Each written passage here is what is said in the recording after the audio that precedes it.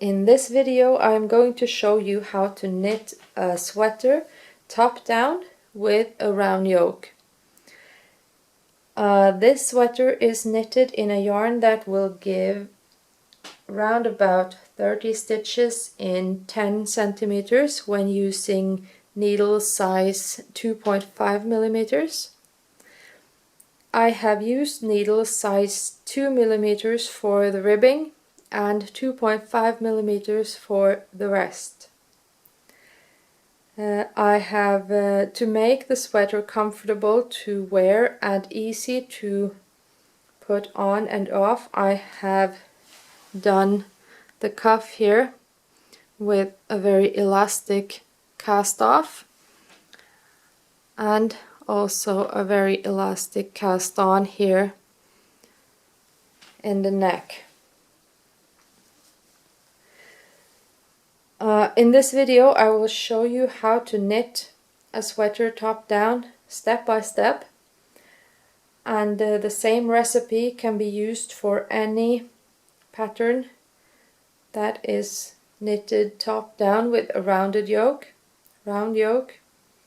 And if you like, you can also take patterns for sweaters knitted from the bottom up and just reverse them and do the whole operation backwards. I will publish the pattern for this sweater on my website, and I will link to this in the video description field below below the window you are watching this video in. So that's it. Now you can just start knitting if you like. So hope you enjoy the video. Thank you.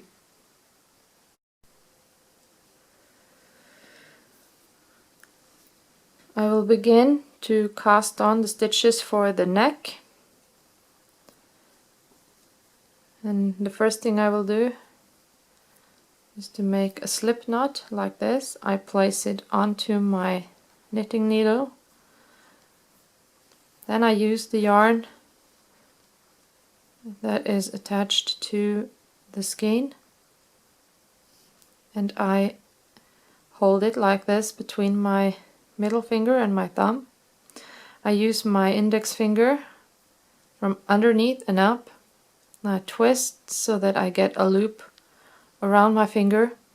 I take my knitting needle and place it on top of the yarn, and I bring it down to the tip of my index finger, up through the loop, and I slip it onto my needle. Again, up, make the loop, knitting needle on top, move down to the tip of my index finger, up through the loop and onto my needle. And then I will just keep going until I have enough stitches. I make sure I do not pull too tight here, because then it will be difficult to knit the first row. And the reason why I choose this method is that the edge of the neck where I have cast on will be just as elastic as the ribbing itself.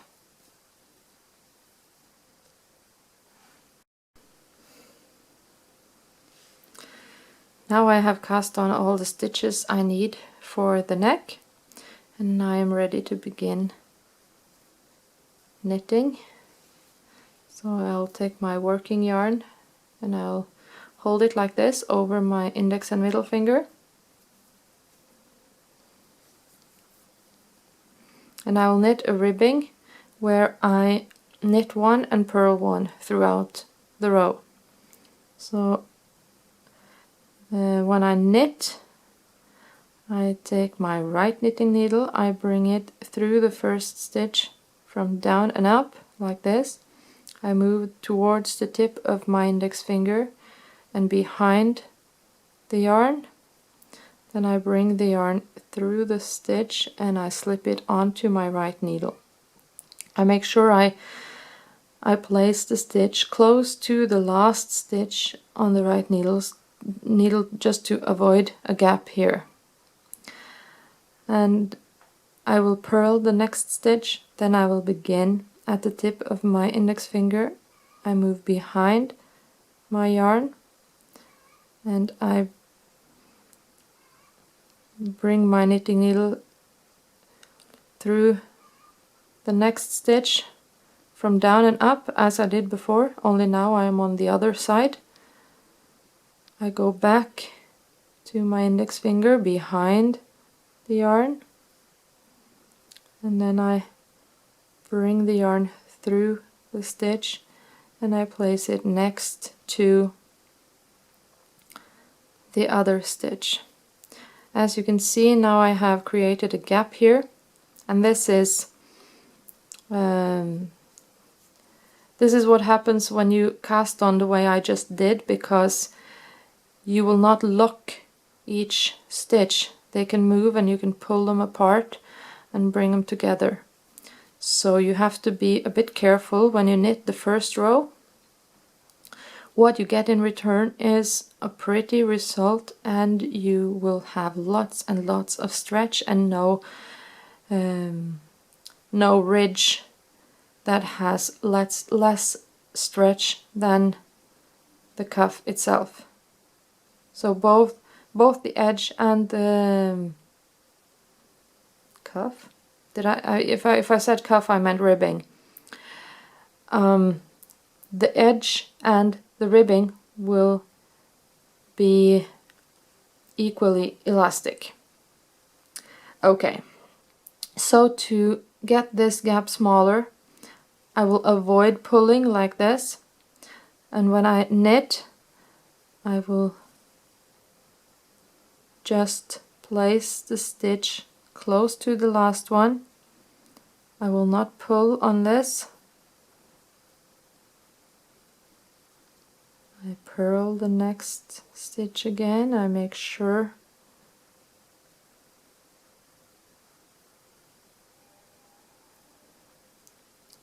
that I just place it close to the last one, do not pull, and then you can see already my gap is a lot smaller. So you have to take a little time to be careful with this when you knit the first row, and after that you will be able to knit a lot faster and it will be easier.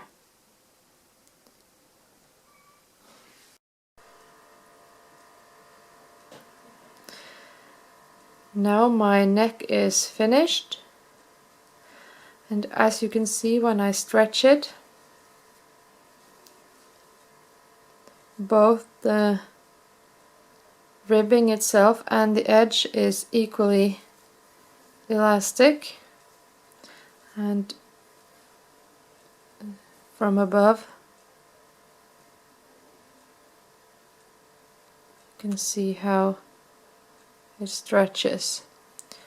So, and this is why I use this method to cast on. So you knit this as long as you want. I have done about 20 rows, and the next step will be to begin the yoke.